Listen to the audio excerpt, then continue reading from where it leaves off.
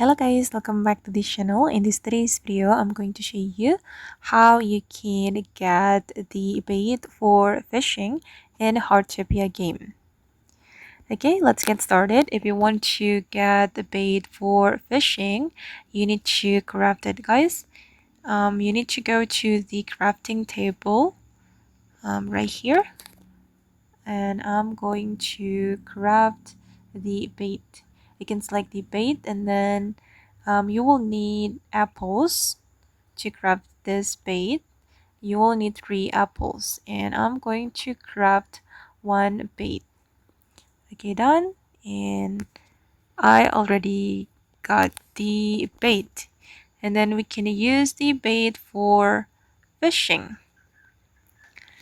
Okay guys, and that's how we can get the bait in Heartopia game. I hope this video will be useful for you. Thank you so much for watching, and if you found this tutorial useful, don't forget to like, comment, share, and also subscribe to this channel. Bye!